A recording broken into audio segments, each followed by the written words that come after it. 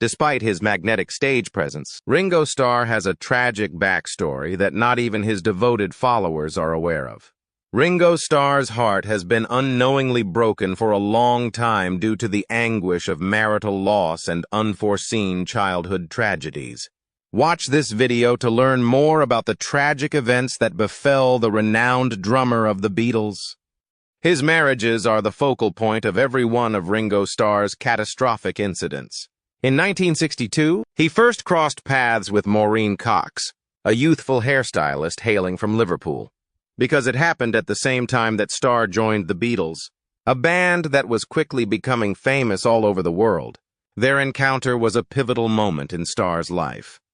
Maureen, who was adored by her loved ones as Mo, was a die-hard Beatles fan who often saw the band's early Cavern Club shows. They were married in February 1965, only a few years after meeting, following a blossoming romance. For the happy couple and their loved ones, the wedding was a once-in-a-lifetime occasion. As best man, the band's influential manager, Brian Epstein, who was instrumental in the success of the Beatles, was in attendance. Because of the tight relationship he had with the members of the Beatles, Epstein took an active interest in their private life, and this gesture demonstrated that. Harry Graves, Starr's stepfather, and George Harrison, a fellow Beatle and close friend of Starr's, were witnesses to his case. Despite being a private ceremony, the wedding was a happy occasion for the Beatles during their meteoric rise to prominence. Fans of the Beatles and the general public took notice of their marriage quite immediately. The Chiclets wrote a novelty song called Treat Him, Tender Maureen, about their relationship since people were so enamored with it. The public's fascination with the song and its light-hearted allusions to their connection heightened the mystery surrounding the Fab Four and their families. Zak Starkey was born to Starr and Maureen on September 13, 1965, quickly expanding their family. In time, Zak would become a drummer like his dad and play with famous bands like Oasis and The Who. After that, on August 19, 1967, Jason Starkey was born, and on November 11, 1907, Lee Starkey was born. Amid the mayhem of Beatlemania, the family maintained some kind of normality throughout the early years, despite the usual difficulties of juggling home life with the demands of Starr's demanding work. A new chapter in Ringo Starr's life began in 1971 with a major purchase he made the year before, just as the Beatles had formally broken up. In Sunninghill, Berkshire, he acquired Tittenhurst Park, the former home of John Lennon. The Starr family made the vast estate their home, enjoying the seclusion it provided them away from prying eyes. With the band's demise, the Fab Four moved on to other chapters of their life, while Starr continued to carve out his own path, both professionally and emotionally, at Tittenhurst Park. After a happy marriage, Starr's infidelity caused Starr and Maureen's relationship to fall apart. The marriage was affected by the temptations and demands of celebrity. After 10 years of marriage, the couple decided to end their union in 1975. Both parties' lives were profoundly affected by the divorce, which highlighted the challenges that many famous couples have when they are subjected to public scrutiny. Maureen mostly avoided the spotlight after the divorce so she could concentrate on being a good mother to her children. As a member of the Beatles' extended family, she was cherished by many Beatles fans who continued to hold her in high esteem. In 1994, at the age of 48, Maureen tragically lost her battle with leukemia, so ending her life prematurely. The loss of a lady who had played a pivotal role in the Beatles' narrative during their formative years was felt by her loved ones and the wider Beatles community upon her demise. Meeting actress Barbara Bach on the set of Caveman in 1980 was another watershed moment in Ringo Starr's life. Despite the film's lack of critical acclaim, it was the prehistoric comedy that brought Starr and Bach together, beginning a love story that would culminate in an iconic Hollywood marriage. Because Barbara Bach was a famous actress with a beautiful profile, she played Bond, girl Anya Amasova in 1977's The Spy Who Loved Me. Their romance was much covered in the media. The next year, they tied the knot after an instant and deep relationship. Marylebone Town Hall in London. a location beloved by many famous people for their nuptials, was the site of the ceremony on April 27, 1981. The couple wanted a small, private wedding to symbolize their love for one another in the face of the relentless media attention that continued to follow Starr even after the Beatles broke up. His family's steady growth provided Starr with much delight as he entered this new phase of his life. Ringo Starr's son, Zach, became a grandpa for the first time in 1985 with the birth of Tatia Jane Starkey. This momentous occasion not only signified a fresh chapter in Starr's life, but also highlighted the passing on of his legacy to his offspring. Following in his father's footsteps, Zach Starkey became a professional musician. The two had a special bond when it came to their common love of drumming. Keith Moon, the famed drummer of The Who and a close friend of Ringo Starr, was a frequent visitor to Zach's house throughout his intriguing childhood. While Starr was busy with his work, Moon had a significant impact on Zach's life owing to his notoriously wild lifestyle. It's safe to say that Zach's early experiences in such a vibrant music scene influenced his career choices. Zach's drumming abilities were immediately apparent, and he later shared the stage with legendary rock acts. He has performed with The Who since the tragic loss of his mentor, Keith Moon. Despite his accomplishments in the music industry, Zach has remained close to his father and has joined him on stage for many all-star band tours. Starr was able to continue on his musical path after leaving the Beatles thanks to these tours, which included a changing roster of prominent artists.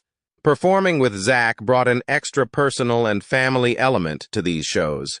In addition to Zach, Ringo Starr's family expanded with the arrival of his other grandkids. Zach Starkey, Jason Starkey, and Lee Starkey are the grandparents of 8 total grandkids for Starr.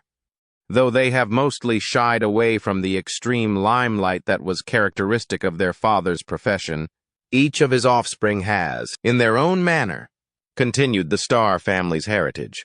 Although the Starkey grandkids have kept a low profile in favor of concentrating on their own lives and work, they are the musical and cultural heirs of an illustrious family legacy.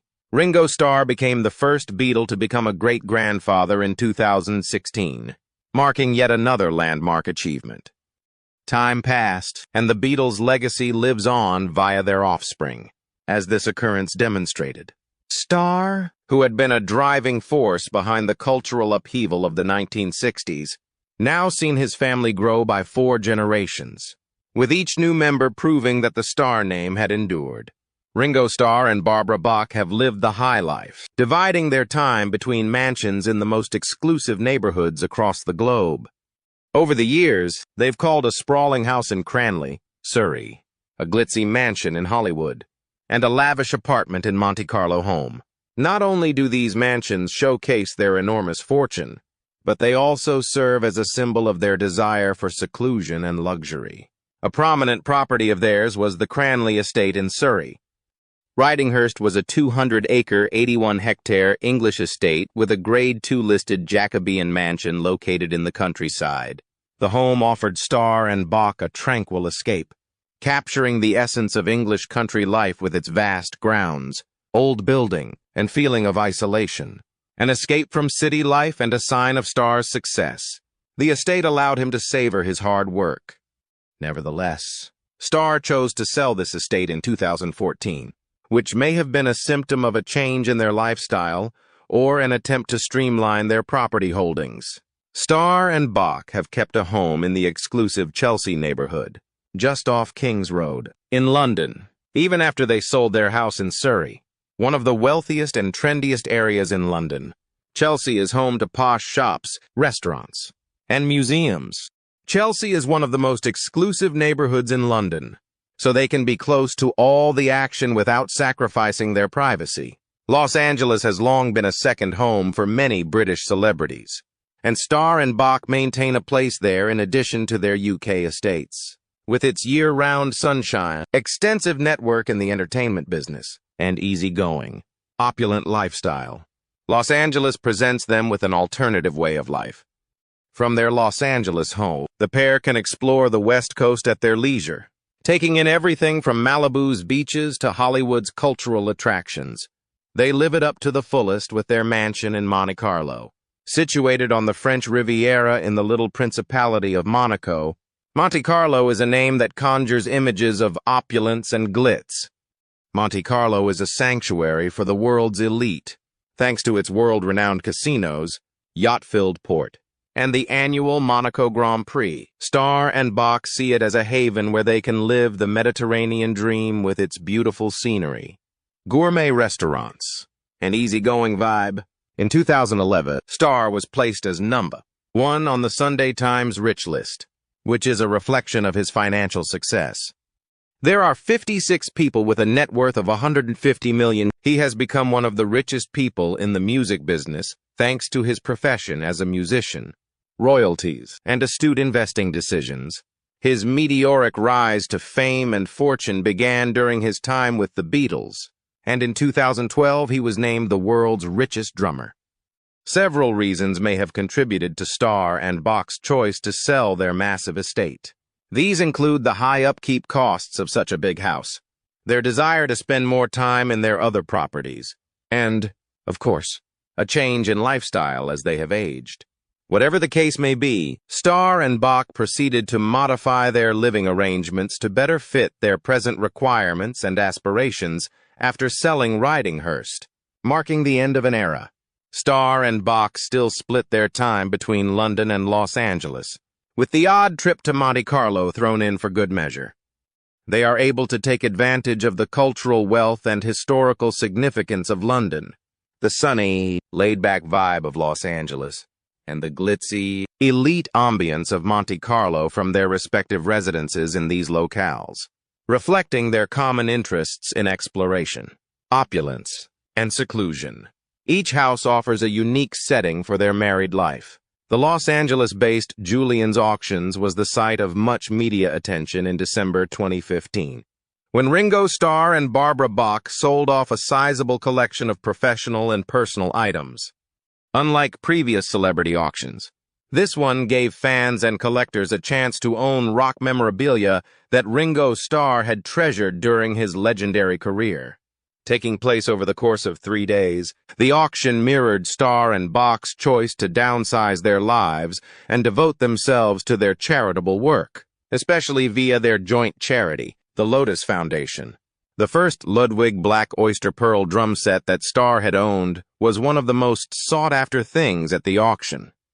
Starr played this legendary drum set throughout the Beatles' incredible ascent to stardom, so it wasn't just any instrument. Starr and the Beatles' iconic 1964 appearance on The Ed Sullivan Show was just one of many performances that used the Ludwig kit, which became instantly recognizable due to its unique black oyster pearl finish. The early sound that the Beatles were known for was characterized by this drum set, which was also an important component of rock history. As a physical link to one of the most groundbreaking bands of all time, its sale was a watershed moment for collectors. Several instruments that were very important to Starr were up for sale, including the Ludwig drum set, George Harrison, John Lennon, and other Beatles members, as well as Mark Bolan, lead singer of glam rock band T-Rex, all gave him guitars and other instruments. The tight ties and mutual regard that existed between these renowned artists were reflected in these presents, which were more than simply expressions of friendship. Having these artifacts up for sale highlighted the collection's intimate character and provided insight into Starr's friendships with legendary musicians. A much sought-after item at the sale was the first printing of the Beatles' White Album, with the catalog number 028A1. For a long time, Beatles collectors were curious about and speculated about this specific copy. One of the most acclaimed albums of the band, the White Album, formerly known as The Beatles, was first released in 1968. 28A1 was the first printing of the album, and all of the copies were numbered consecutively. Rumor had claimed for decades that one of the Beatles had possessed this copy, and the sale proved it had been Starr's. There was a lot of buzz around the sale of this very desirable object, and the ultimate price mirrored its value as a one-of-a-kind musical artifact. With a total of almost $9 million, the auction was an enormous success. Even though Starr and Bach made a tidy sum from the sale of these artifacts, that wasn't their only objective. The Lotus Foundation, a non-profit they established, intended to get a part of the sales revenue. Animal welfare, cancer research, helping abusive women and children, and addiction treatment are just a few of the many humanitarian projects that the Lotus Foundation supports. Starr and Bach were able to have a positive impact via the sale of their beloved goods by donating a portion of the revenues to the foundation. This allowed them to support organizations that are important to them. When Ringo Starr openly voiced his support for Britain's vote to leave the European Union, also known as Brexit, in 2016, it made headlines, because it went against the grain of many in the entertainment business who were against Brexit. Starr's position garnered a lot of attention from the most well-known and consequential personalities in British cultural history. The concept that the European Union had strayed from its original purpose was central to Starr's stance on Brexit. According to him, "I once believed the EU was a fantastic concept, but I no longer see it having any impact." Some Britons held this view because they thought the EU had become too bureaucratic and irrelevant to their wants and interests. Many people could relate to Starr's worries about the EU's efficacy and the effect of its rules on British independence and sovereignty after hearing his remarks. Starr voiced his frustration with the several setbacks and delays that had occurred during the Brexit discussions in 2017 while reiterating his support for the UK's departure. The importance of regaining control of national issues was emphasized as he pushed the British government to go forward with Brexit. By making this proclamation, Starr demonstrated his firm conviction in the value of national sovereignty and the virtues of having one's own government. Given the extreme splits in the UK over the subject, Starr's pro-Brexit position was fairly contentious. Some said he was too simplistic in his analysis of the issue and failed to account for the possible social and economic repercussions of Brexit, while others said he was direct and that they agreed with his views on sovereignty. However, Starr's unwavering stance on controversial matters reflected his usual independence and readiness to speak his thoughts. Starr was one of several names that surfaced in the Pandora Papers in October 2021, when a trove of papers detailing hidden financial dealings between international elites in politics, entertainment, and industry was leaked to the public.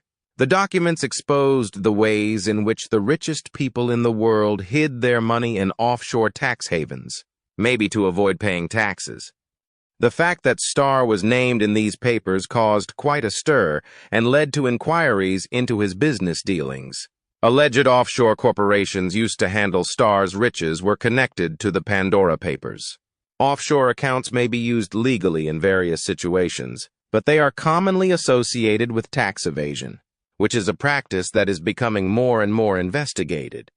While Starr's camp remained mum on the specifics of the accusations, they did place the musician in the public eye for reasons unconnected to his music or political stances. Some of the wealthiest people in the world use intricate financial tactics, and this occurrence has sparked new discussions about the morality of tax evasion, personal lifestyle choices, and ideologies, rather than political opinions and financial scandals, have molded Ringo Starr's public identity. He chose to be a vegetarian for both practical and moral grounds. He is now a dedicated vegetarian. Still, his food allergies play a role in his meal planning. Vegetarian staples garlic and onions are known to trigger his severe allergy. Mary McCartney, daughter of Paul McCartney, a prominent vegetarian and Starr's former bandmate, confirmed this. Part of Starr's regular regimen also includes meditation. His legendary 1968 journey to India with the Beatles, when they studied under Maharishi Mahesh Yogi, inspired him to begin meditating, and he has continued to do so ever since. Starr finds that meditation helps him deal with life's challenges and stay healthy by bringing him a feeling of calm and equilibrium on the inside. His dedication to this practice is a component of his larger life philosophy, which he summarizes in his well-known slogan and catchphrase, "Peace and love, Not everyone is aware that Ringo Starr's preoccupation with health stems from his difficult upbringing in a sickly environment. Richard Starkey, better known as Ringo Starr, had a major health scare when he was only 6 years old, and it scarred him for the rest of his childhood. Starkey had an emergency appendectomy in 1946 after developing a severe case of appendicitis. Despite how common the procedure was, the recovery was anything but easy.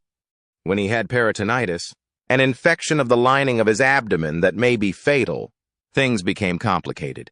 Fear gripped Starkey and his family as he slipped into a coma due to the infection's severity. The coma continued for days. The path to recovery was lengthy and difficult when he eventually came out of the coma. Because of how serious his illness was, he spent a whole year in the hospital, away from the consoling company of his loved ones. Starkey spent this period mostly alone as a patient in the Myrtle Street Children's Hospital in Liverpool. His mother opted to keep him at home after his release in May 1948, out of worry for his health. As a result, he missed out on education for a long time. While the choice was made with good intentions, it had a lasting impact on his social and educational development. Even at the tender age of 8, Starkey was having difficulty keeping up at school. He was illiterate and had a weak grasp of fundamental maths due to his extended absence from school. Because of his lack of knowledge, he had a hard time readjusting to school and often felt alone among his classmates. Truancy, in which he often skipped school to spend time in Sefton Park, exacerbated the loneliness he felt. He felt even more alone as the gap between him and his peers deepened. Marie McGuire Crawford, a neighbor and surrogate sister, saw his plight and intervened to assist. She was so committed to getting Starkey up to speed that she started instructing him twice a week. Starkey was able to make great strides and almost bridge the educational gap that had grown due to his condition because of her hard work. But another health emergency hit just as he was getting back on his feet. Starkey caught TB in 1953 when she was 13 years old.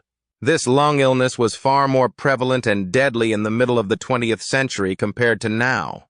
His new condition necessitated his admission to a sanatorium, where he would spend the subsequent 2 years. The sanatorium served his medical needs, but it also cut him off from the typical activities of youth. A surprising turn of events occurred in Starkey's life during this time of enforced seclusion. Recognizing the effects of monotony and boredom on long-term patients, the sanatorium's medical team looked for activities to occupy the youngsters and encourage their motor skills development. Joining the hospital band was one of the things they promoted. Starkey first heard percussion instruments played in this most improbable of settings. The hospital band had to be creative with their instruments since they didn't have much money. A cotton bobbin was provided to Starkey as a mallet, which he used to whack the nightstand cabinets. An interest that would shape his life was sparked by this seemingly insignificant pursuit. The more Starkey practiced drumming, the more his loved ones saw his potential. Marie McGuire Crawford, a significant character in his life, handed him a copy of Alan Ainsworth's Bedtime for Drums when he was convalescing. His interest in drumming was already high before this gift. According to Starkey's reflections, I was in the hospital band during this period. It was at that point that I began to play seriously. From that point on, I didn't want anything else. He turned down offers of other instruments since his passion for drumming was so intense. Even when his grandpa offered him a harmonica and his aunt attempted to pique his interest in mandolins and banjos, nothing could match the magnetic pull of drums. He became one of the most renowned drummers in the world, despite the fact that they had just drums, a keyboard, and nothing else. A statement that conveys his dogged persistence. He started his elementary schooling close to his Liverpool home at St. Silas, a Church of England primary school. Lazarus was Starkey's nickname at St. Silas, after the biblical character who was said to have been risen from the dead. His incredible recovery from a series of life-threatening childhood illnesses, a severe case of appendicitis, peritonitis, which put him in a coma, and TB, which kept him in a sanatorium for 2 years, is probably the inspiration for this moniker. Starkey continued his education at Dingle Vale Secondary Modern School after his time at St. Silas. He struggled academically because of his lengthy absences, but he excelled in artistic and dramatic pursuits, as well as more practical fields like mechanics. Even though Starkey had trouble keeping up with his classmates at school, he probably found an outlet for his creativity and a feeling of success in these areas. His aptitude for practical skills and his innate artistic bent foreshadowed the ingenuity and inventiveness that would characterize his drumming and musical style. Starkey slipped intellectually behind his peers due to the considerable amount of time he spent in hospitals. The severity of his academic losses rendered him unable to sit for the 11+ qualifying exam, a pivotal test in the British education system that established admission to grammar schools. Unfortunately for Starkey, he was unable to take advantage of this chance and would have been unable to pursue the more challenging and esteemed educational opportunities open to test takers. During Starkey's time at school, this circumstance added to his feelings of isolation and dissatisfaction. In the middle of all this trouble, Starkey's mother, Elsie Starkey, tied the knot with Harry Graves on April 17, 1954. The wedding ceremony was held in Liverpool's Register Office on Mount Pleasant. After his first marriage ended in divorce, Harry Graves, who was born and raised in London, moved to Liverpool. The connection between Starkey and Graves was cordial and intimate, in contrast to the tense interactions often portrayed in step-family stories. Graves, who had a deep appreciation for big band music and its singers, had a significant impact on Starkey's choice of music. He played records by famous performers like Billy Daniels, Sarah Vaughan, and Dinah Shore for the young Starkey. Starr would be profoundly impacted by these early inspirations, which helped him develop a strong passion for music that goes beyond rock. There was a lot of love and respect between Starkey and Graves. After Starkey's early years were filled with turmoil and health problems, he really appreciated the steadiness and tenderness that Graves, whom he lovingly called Richie, provided. "He was great," Starkey said while reflecting on their time together. "Harry was a teacher of tenderness to me." This comment highlights how much of an influence Graves had on Starkey's personal and musical growth. Because of Graves's compassion and understanding, Starr was able to develop the laid-back charm that would win her millions of admirers throughout the globe. After Starkey had recovered from TB and spent some time at the sanatorium, he made a choice that would change his life forever. He decided against going back to class.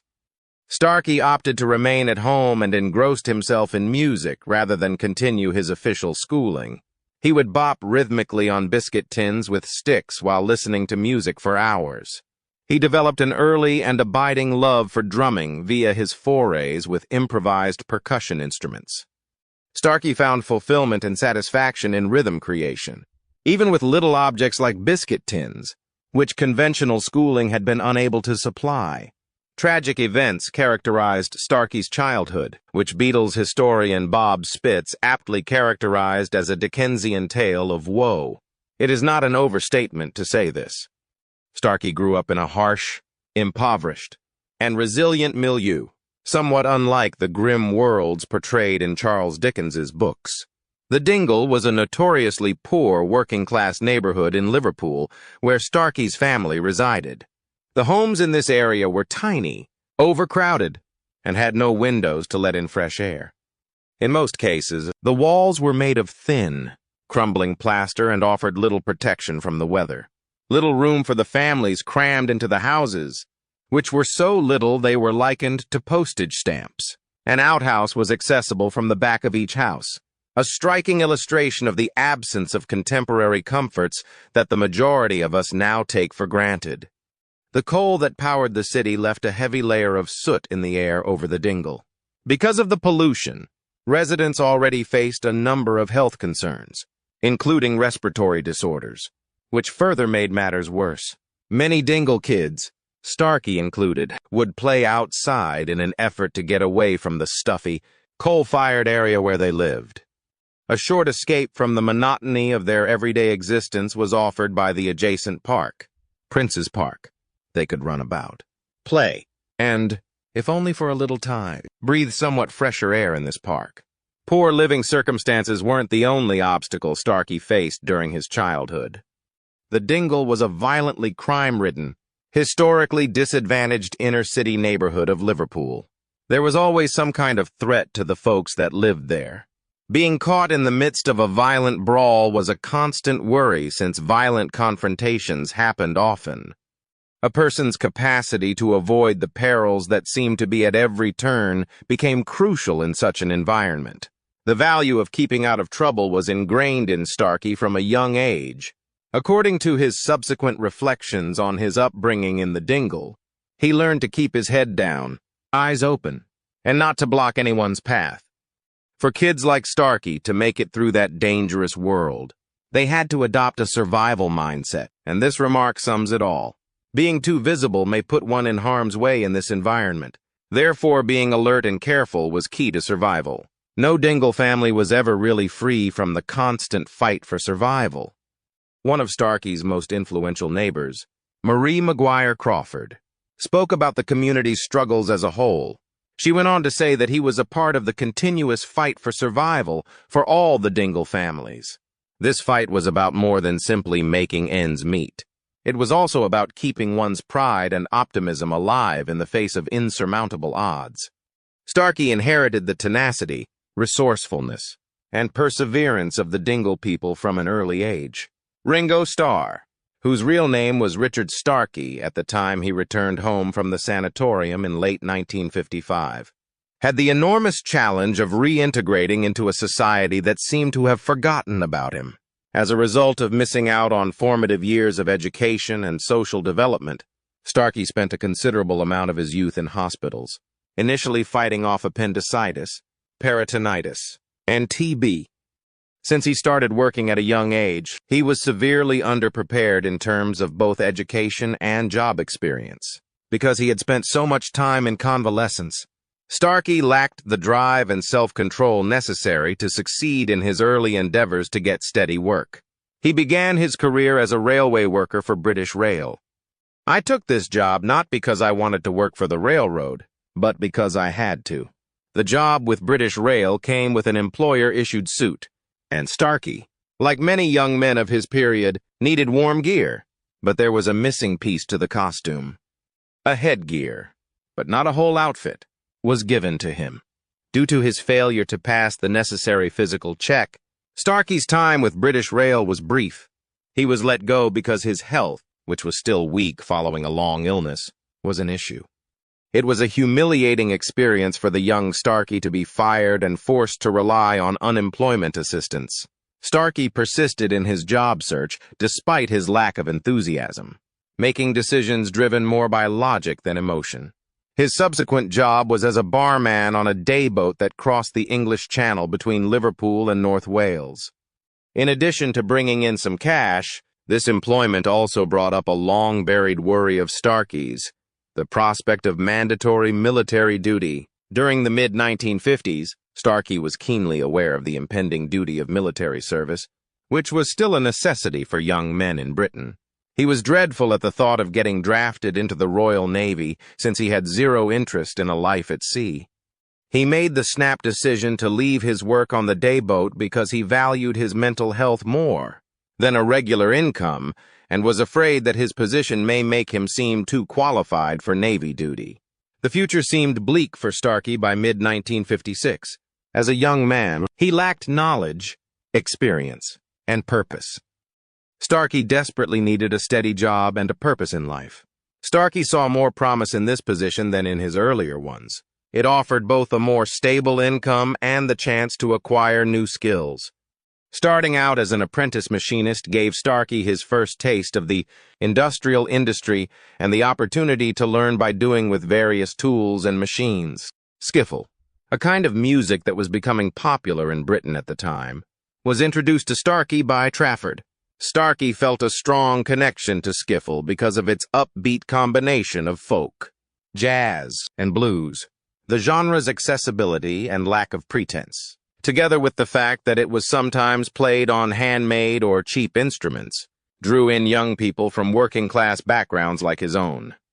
How do you feel about Ringo Starr's tragic experiences and his determination to achieve his dream? Please share your thoughts with us in the space provided. We hope that this video has been of use to you. Please show your appreciation by subscribing, leaving a like, and sharing the video. Until our next video, I appreciate you taking the time to view this.